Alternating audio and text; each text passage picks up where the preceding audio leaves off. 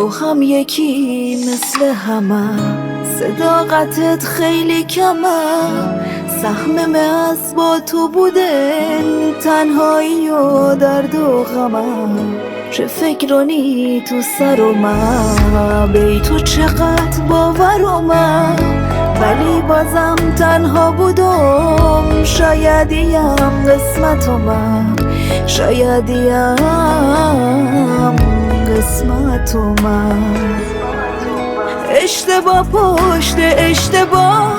در حق دلم که گناه، هر دفعه با سادگی دوباره شم کردی تو جام، زدی داری بی صدا گوش به حرف دلم ندای، روزو با خوابم بدم که بودم از همه جدا، که بودم از همه جدا.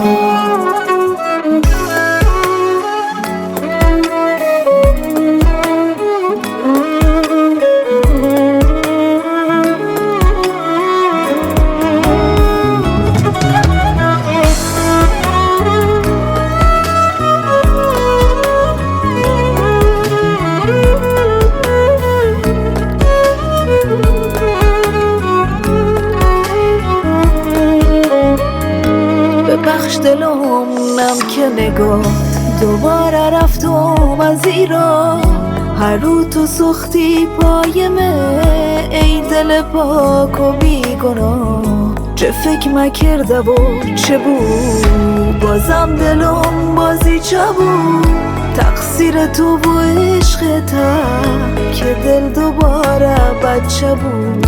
که دل دوباره بچه بود. اشتباه پشت اشتباه در حق دلم که گناه، هر دفعه با سادگی دوباره شم کردی تو جام، زدی داری بی صدا